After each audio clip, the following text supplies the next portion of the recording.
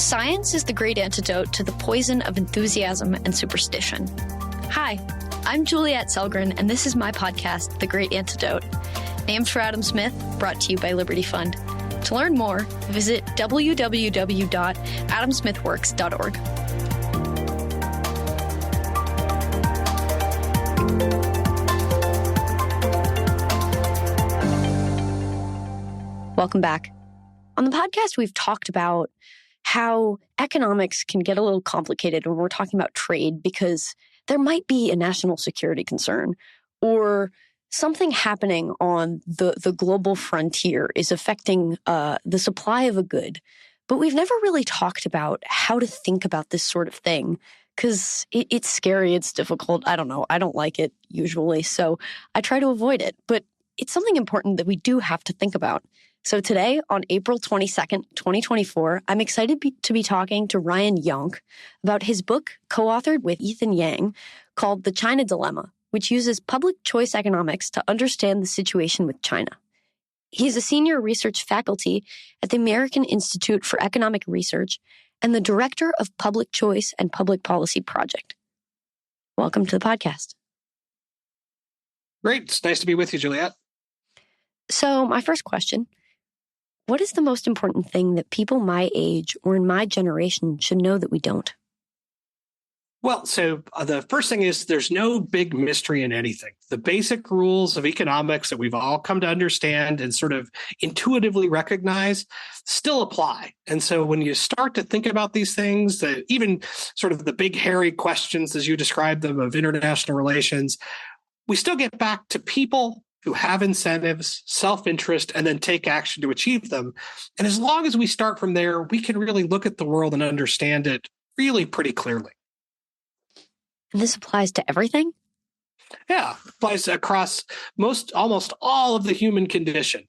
You just have to try to understand what's motivating people and how people think about the world. And then you can proceed from there to try to understand what motivates their behavior and how they might act. This is a good piece of advice. I think we forget about this a lot. But then we also do things like try to apply it to animals, and that doesn't quite work either because the assumptions of economics don't extend to animals a lot of the time. So, well, we start with an assumption that people have to be making choices based on something other than just pure instinct. And that's really where the world of economics gets interesting, because that's what Adam Smith sort of focused on in especially his theory of moral sentiments, is you had to have something really that was motivating people's behavior, and then you could. There's that step between instinct and rational action that we have to recognize as unique to human beings. I want to start with something kind of simple, but also kind of a loaded question. What is the China dilemma? Why is China an issue that we should be paying attention to, particularly as, for the most part, classical liberals who probably tend towards isolationism instead of thinking about things like IR? Well, so I'm going to address that last bit first, and then I'll come back to your core question, because I think you're asking an important question. But I don't find anything in classical liberalism that necessarily suggests isolationism or the notion that somehow we should be separate from the world in classical liberal ideas.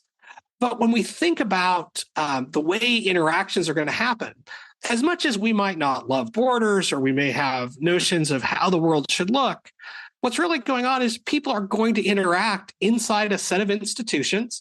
Those institutions are often called states or countries. And as a result, understanding how those interactions will occur and attempting to really look at them becomes something of importance. Because simply pretending it's not going to happen or we can somehow avoid it isn't reasonable in today's sort of interconnected world. Those connections have happened. They've grown. They've, by and large, made humanity so much better off. And so understanding them, I think, is a core question for classical liberals and others that are interested in the tradition of liberty. And how do we make people better off both in their individual lives and economically? I think it's a core issue for classical liberals. Yet, we really like to avoid it. Or maybe I like to avoid it, but there are people who talk about that sort of relationship, and that's all they do. But they themselves are even kind of isolated from the rest of the policy conversations we have. Why do you think that's the case? Yeah, so I think there's a couple of things that have created that. On the one hand, it's sticky and it's a little bit messy, and it can be hard to try to understand some of that. And that's part of what I think drives it. And I think that's the complexity part that makes it sort of people are reluctant. And the other is much of what we call international relations today is rooted not in an understanding of methodological individualism and how individuals act within a system, but rather they're up at the systems level looking at how nation states interact without ever thinking about necessarily the leaders involved or what their motivations might be. They're bumping along, thinking about how does this country interact with that country. And at its core, the China dilemma really is how does the U.S. formulate a policy for interacting with China? What should it be? And for us, when we say the China dilemma, we really mean the dilemma of really trying to understand what's happening in China and what's motivating them. Because absent that, it really does look like this big, hairy mess that you can't easily find a way to think about or apply some of the standard approaches to. When you back up and remember that thing we started with, where individuals, people are people, they have interests and they'll take action to achieve them, you can start to apply to how countries interact. And that's really what we do in the book. And I want to get to that and how your approach differs from the standard. But first, I want to kind of lay a groundwork for how the mainstream even thinks about this sort of issue. I live with two girls who study international relations, so I'll be sitting doing my math homework or my econ, and I hear things like grand strategy, great power rivalry, nuclear fission, and whatever, things like that all the time. They're just tossed around the table. What have been the main approaches to China, and how satisfied are you with them? Yeah. So I'm not at all satisfied with them. In fact, if folks pick up the book and read it, we have some pretty harsh criticism for many of the major schools of international relation. Not that they don't have value to add or they can't be useful, but because they start from the wrong place. They start with this notion that somehow a country is a thing that has its own desires and actions and then has a strategy to achieve them. And that my deeply economist background and soul looks at it and says, I don't see how that can be possible because states are just collections of people bound together through institutions. And if we're going to understand that, we've got to go somewhere deeper.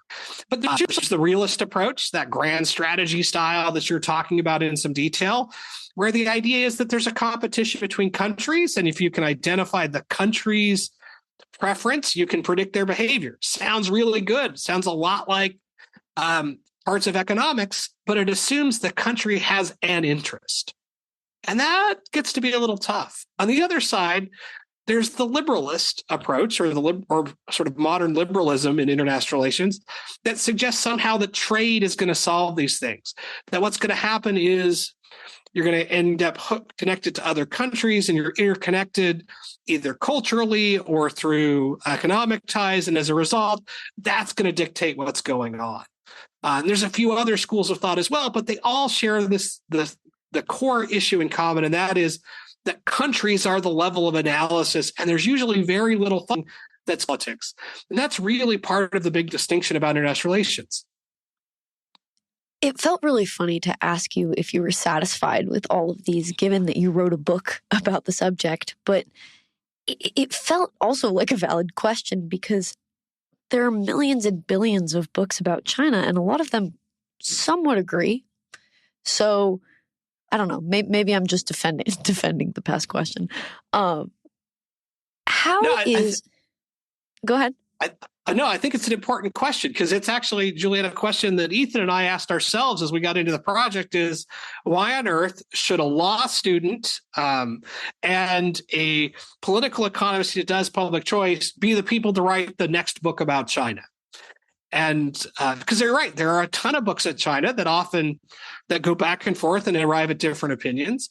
But the reason we thought we were the right people to write this book was because we didn't find a lot of examinations that did what we described with. That piece that I saw was missing.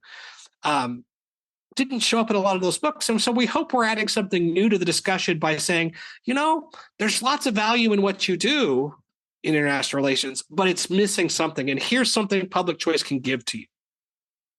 So we've been throwing around public choice, and I know what it means. I love public choice. You obviously know what it means. And we've talked a lot about it on the podcast, but can you give us a reminder of what public choice is and how it stands apart and within the rest of economics?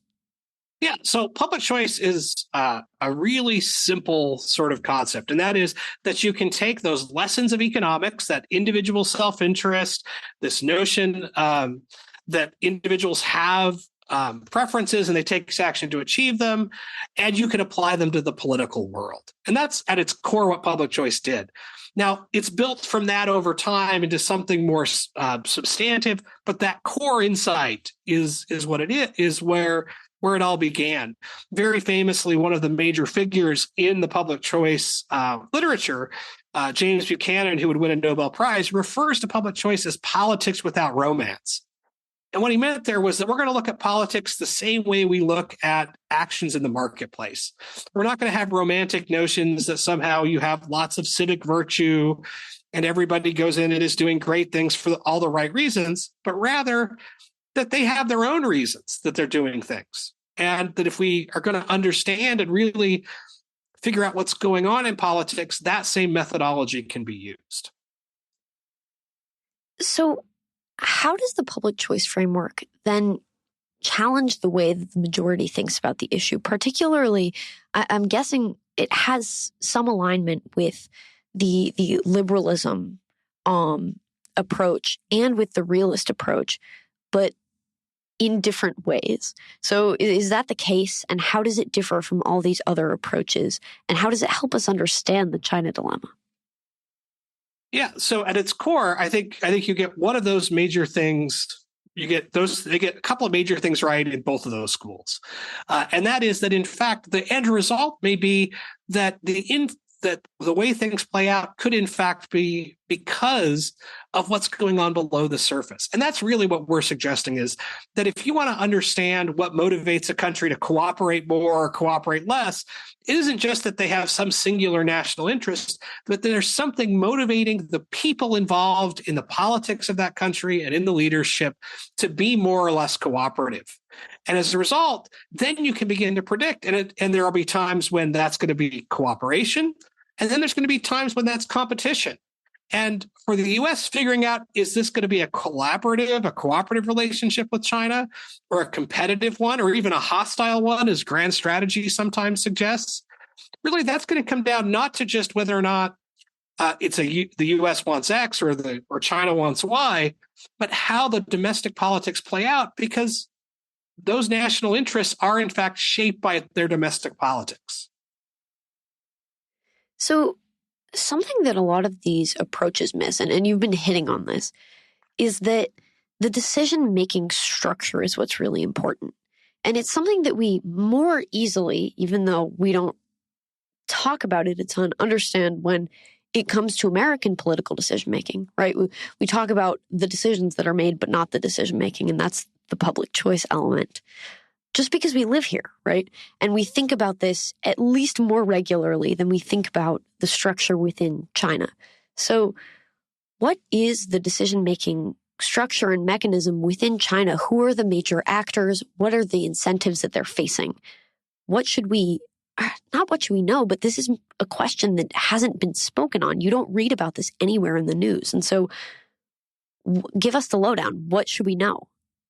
Yeah. So there's a couple of things you should know. I think you're exactly right on that. We live the U.S. system every day. Very few international relations scholars would say, yeah, the U.S. just has a single national interest.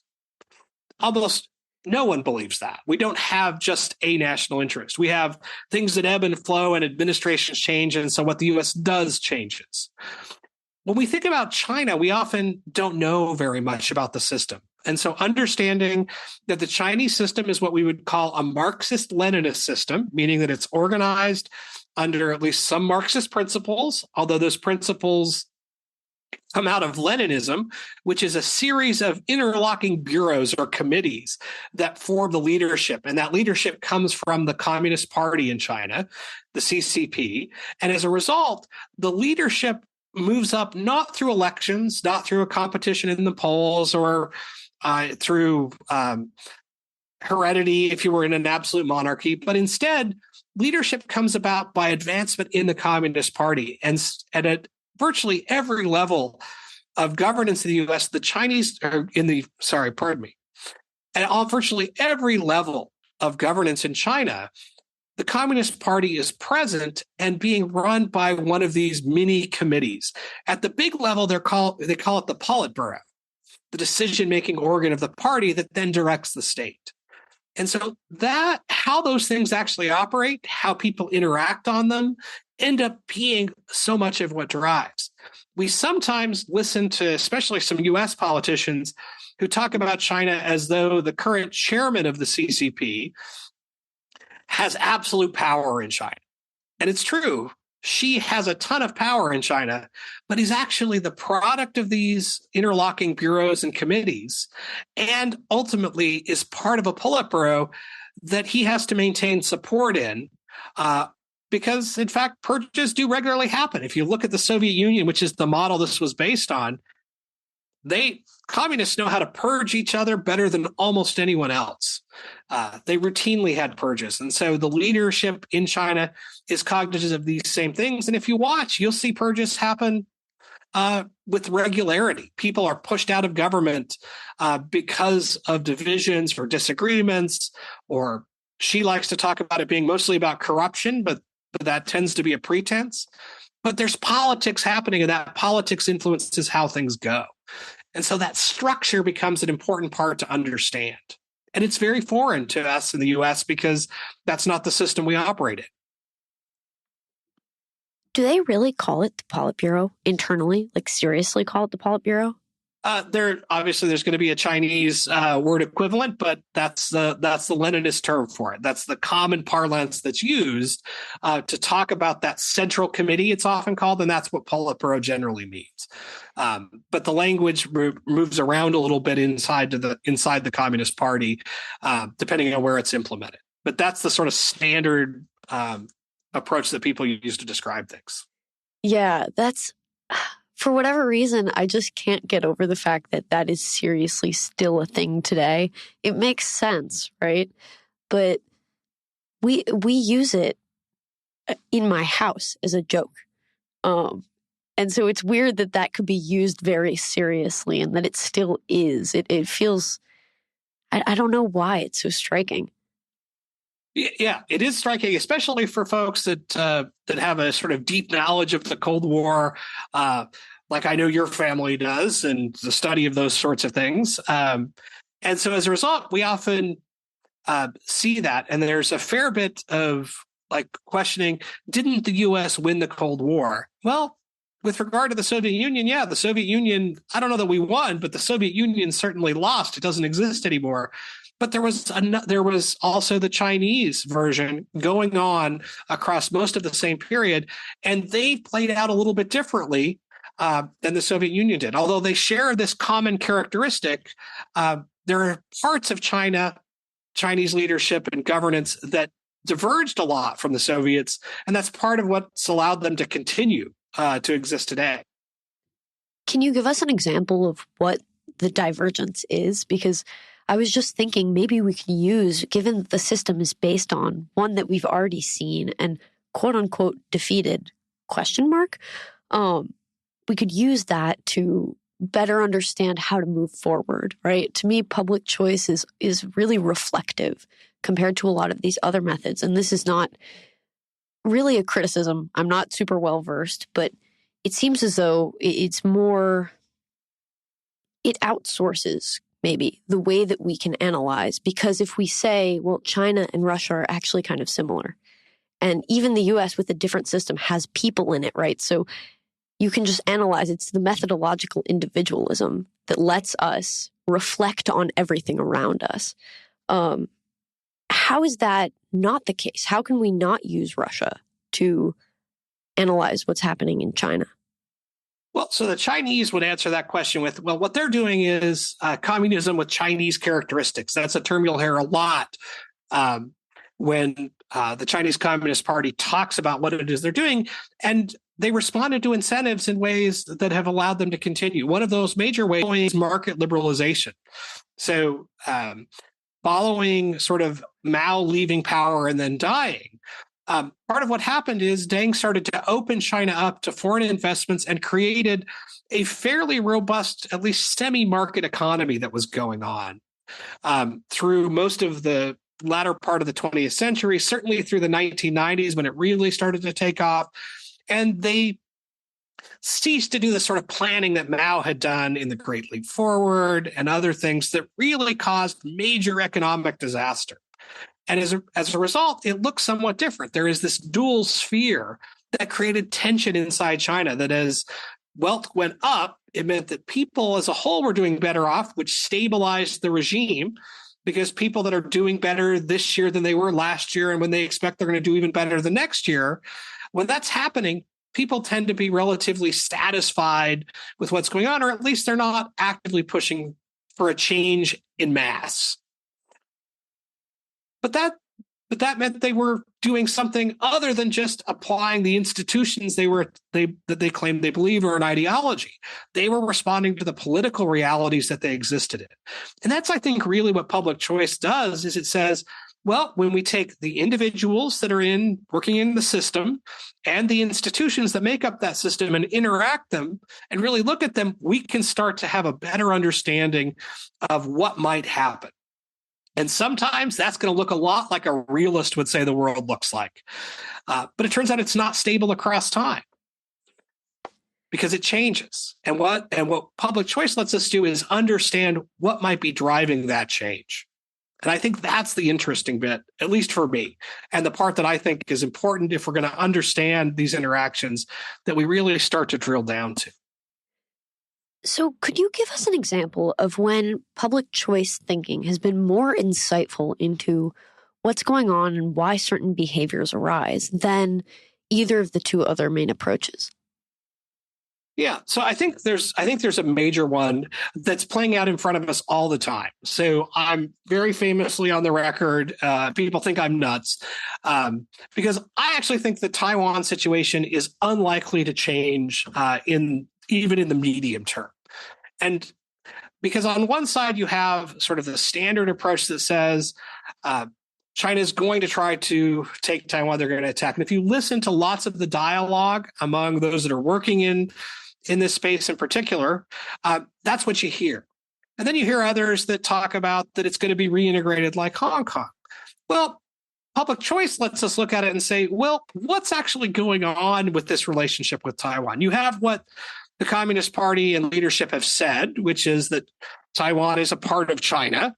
It's an errant province, is often how they refer to it, and that it will become part of China again. But they haven't attacked Taiwan. They haven't tried to take it. And so why not is one of the questions that often gets asked. And some people say they're just worried that the U.S. will intervene. Others say that it's just inevitable that they will eventually. And my response to that is, well, I don't know that I don't think it's inevitable. I don't know if the Chinese are ever going to try to take Taiwan. But what I do know is that if you watch how the Chinese leadership talks about Taiwan as an errant province is very useful to folks like President Xi, who is able to talk about the fact that Taiwan is this problem and use that to help build nationalist sort of tendencies, this idea that there is a problem that must be solved.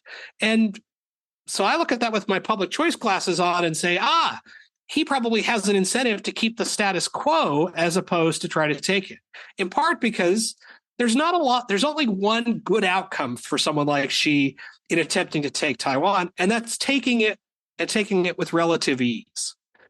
All the other options, taking it, but it's very costly and bloody, is going to cause him political problems inside the system he operates in, probably build up some opposition in the Politburo.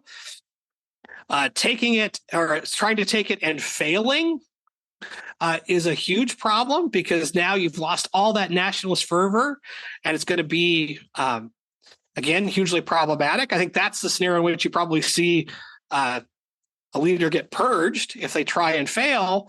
And as a result, there's this benefit of the status quo, but that's not a prediction you'd get from without looking at what's playing out for the individuals.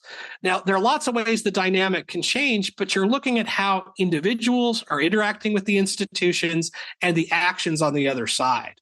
And so much of what's going on is being determined not by grand strategy, but by decisions made by individuals who are trying to achieve their preferences. And in this case, she very clearly wants to stay in power.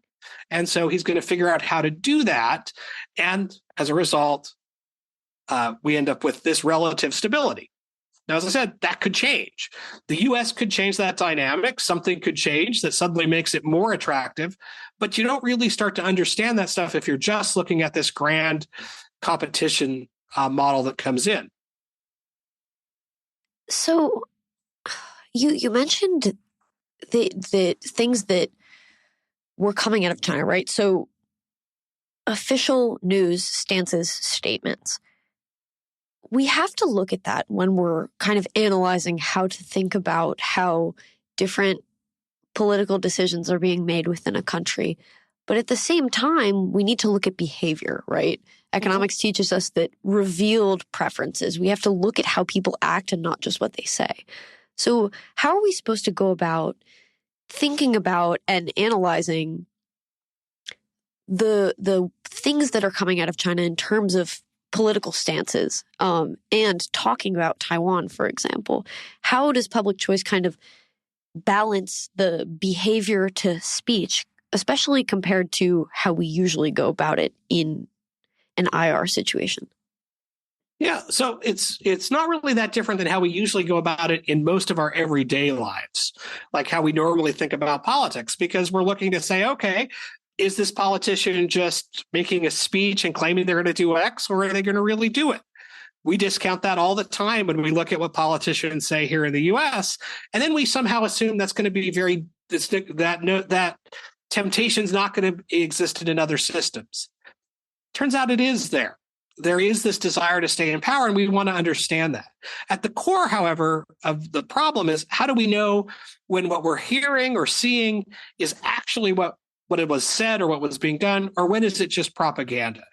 And that requires us to really take a deep dive in. And that's ultimately one of the major things Ethan and I argue for, is that we shouldn't be using surface level approaches to understand places like China, but we should be developing a deep understanding of what's going on internally, what's motivating leaders, who the players are, what the institutions look like, and how they interact.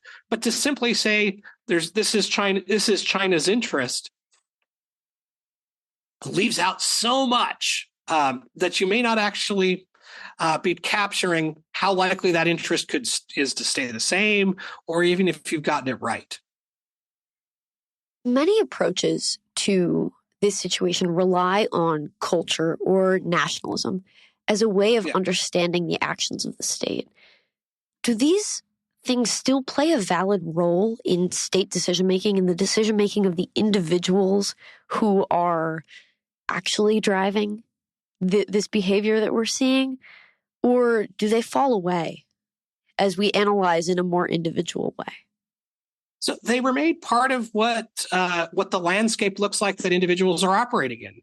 I wouldn't say that culture doesn't matter, but it's not as though you can simply say, this has a culture and therefore it's not going to be a capitalist system, which is one of the arguments that sometimes gets made, or you can't do X or Y there. But rather, culture becomes part of what influences individual decision-making, and it should be part of our understanding. But we've seen lots of sort of new ideas in international relations based around either neo-colonialist arguments or arguments that you have that culture overrides everything else. And I think those leave a lot unexplained, partly because you have lots of similar cultures with a variety of different institutions and expectations, but it becomes part of what goes into those decision-making. But again, public choice always takes us back to, you have to try to understand what's going on at the individual level, and then you use that to build up to the system level.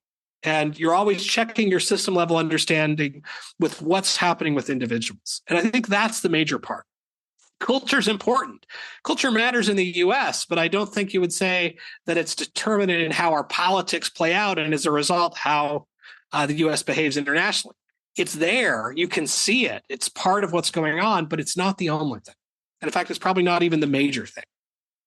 It's something where, maybe not at most, but most times we pay lip service to certain things like free speech, the Constitution, but then we move on, is kind of the way I think about it. Would you agree with that? I think we see a lot of that we have what we expect. We have this notion of what we've commonly agreed to as the rules of the game, which we might call culture, that are not written down. But we often then have 100 different ways we break against that. It's not that the culture isn't there, or it's not real. It's just that it's not the only thing. It's not what it's not what on the margin the decision is being made on. It provides the landscape. And I think that's the way to think about culture and international relations.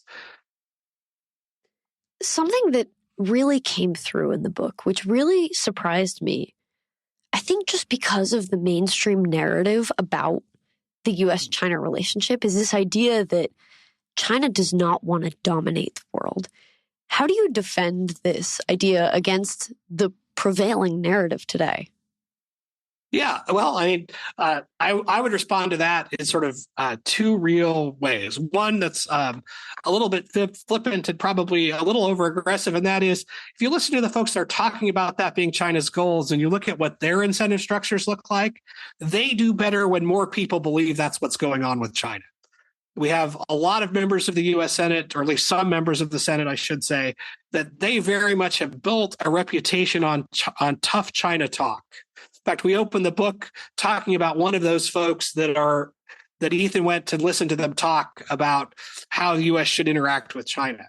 They have clear incentives that getting people to view it in that way is key. Now, I think the more nuanced response is to say, well, when we actually look at what China's doing, when you look at how they behave internationally, we don't love everything they do, certainly. In fact, most of it we're quite skeptical of because we think it's clearly largely self-interested and they have an agenda, but they're not looking, when you look at what they've actually done, they're not looking to supplant the rest of the world. And in fact, if you look at the number one way China votes on things in the UN or in other international organizations, they abstain. Unless they can identify a clear Chinese interest, their response has been and is likely to continue to be that unless it directly affects Chinese interest in their mind, there's no reason why they should be telling the rest of the world how to operate.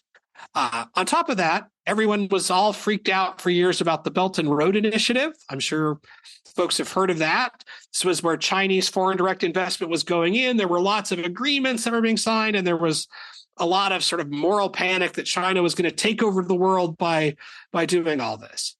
Well, it turns out the Chinese have been utterly unwilling to use force to defend any of the contracts that have happened there. And in fact, what usually happens is they renegotiate, they do something else. And that looks a lot like looking for influence and participation in the global stage, not looking to be sort of a global hegemon. Their behavior just doesn't speak to that. And in fact, if you listen to both what they're saying and then what they do, you get a really consistent narrative in that regard.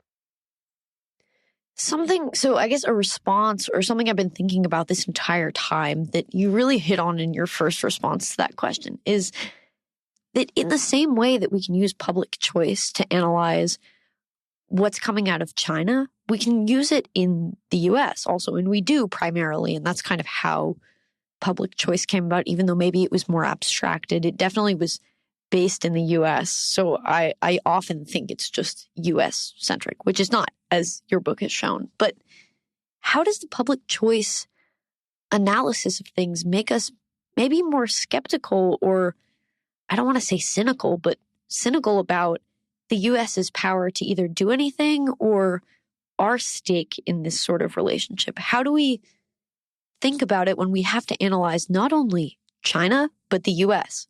What can we even do? Yeah, so I don't view it as a cynical position, because what public choice is saying is, if you want to understand what's happening, you should look at it without the blinders that somehow there's a right and there's a wrong and we're right and they're wrong, but rather you're looking at the incentives and what people are attempting to do. And public choice allows us to do that. I think actually there's a wide set of policies the U.S. could be engaged in that would lead us down a path of even healthy competition with China. The U.S. tends to be its best self, not when it's dictating to the rest of the world or when it's responding in fear, but when it's really unleashing its productive power to compete on the global stage. That's what the U.S. does the best. It's what classical liberals have argued for across the world. It's what sort of lots of the folks that are interested in free market economics suggest, is that sort of competition creates better opportunities. And as a result, you start to be able to think about, well, if it's not just that they're out to destroy the other side, how can we engage them more productively? How can we interact in different ways? And at the same time, I would also tell the Chinese Communist parties they should think about the U.S. this way, because they do the same thing and think about the U.S. as a monolith. And so it's not as though this is, they know everything about what's going on in the U.S. and we know nothing about there. We got it all wrong and they're going to win. No, this is a problem that goes both directions. And really, it suggests, again, what the basics of public choice really had been for most of the 20th century and now into the 21st, and that is really taking off the rose-colored glasses or sort of the dark, scary glasses when you look at politics and really just looking at them for what they are. So then what are some of these policies or institutions that make us be our best selves? When it's competing in open markets, in markets where the U.S. is producing and engaging and competing by providing value to consumers. It's one of the things we've always been best at. It's where we tend to win very well. Doesn't mean there aren't winners and losers in every system, but on average, it's where lots of production has happened and where really the U.S. built its wealth. On top of that, U.S., you could call it U.S. culture or U.S. Sort of pop culture is one of the major places where, again, you can go anywhere around the world. And what do you see? Well, you see lots and lots of U.S. focused things Taylor Swift that have gone out. Taylor Swift is a great example.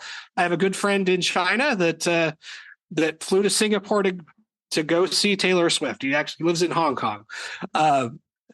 That's part of what's going on. And that's the sort of competition that really matters, because that's, I think, where things are best, where we're focused on trying to provide value and engagement rather than being convinced that somehow there is a zero-sum competition that has to happen in the world. No, trade shows us positive sums are possible. And when we act as though those things are possible, we tend to be our best selves. I think this also resonates because there's this idea in econ that the optimal amount of something bad, say pollution or murder, all these things that we ideally don't want in society, is never zero, right? Because the cost of preventing that thing is too high. So maybe I'll butcher it in trying to apply it in this situation, but not only is it positive, but even if it were fully negative, winning out, quote unquote, over China, the optimal amount of winning is not zero. And I'm wondering if you, I don't know, critique me, agree with me.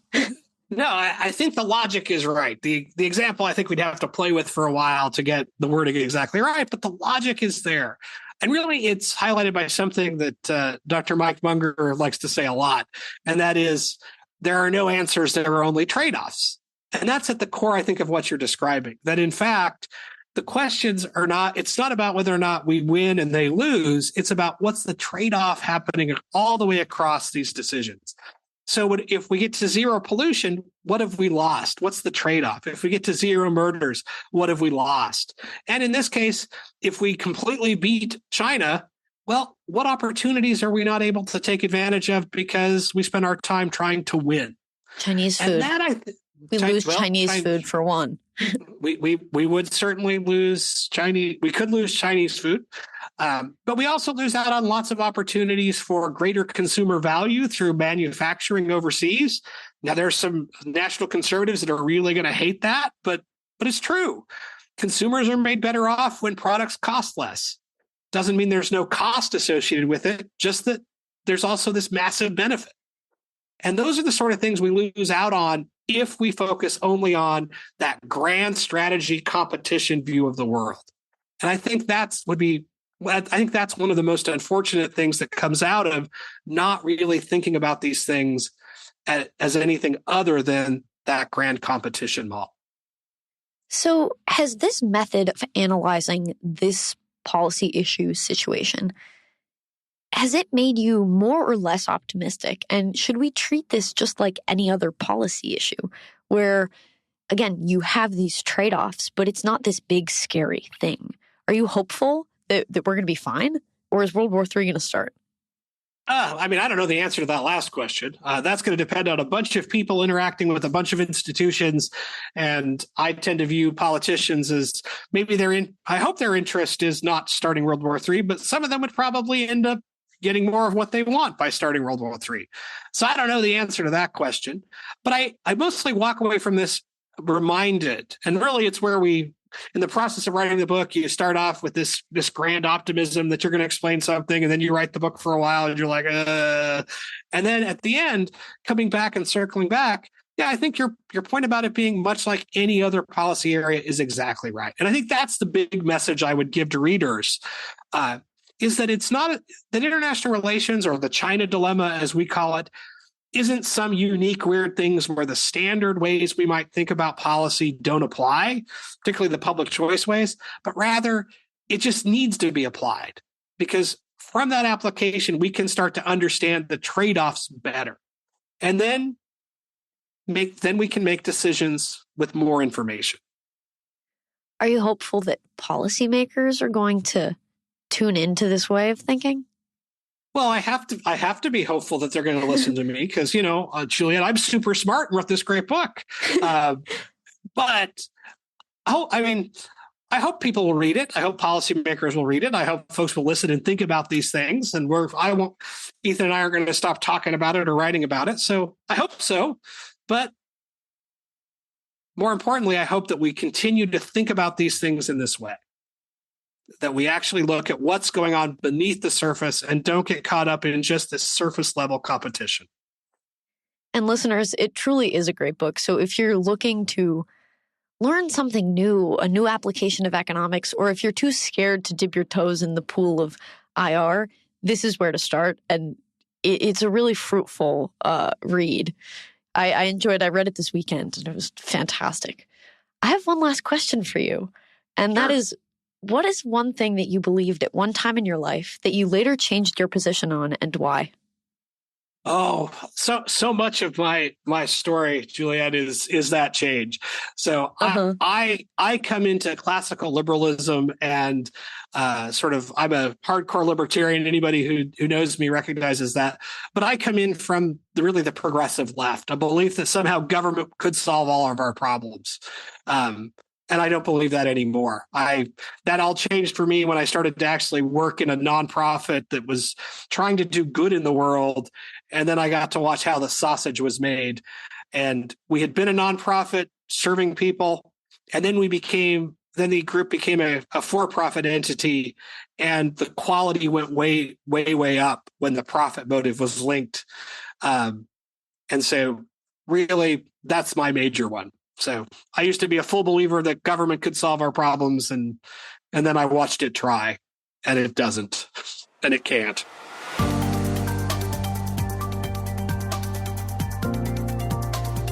Once again, I'd like to thank my guests for their time and insight.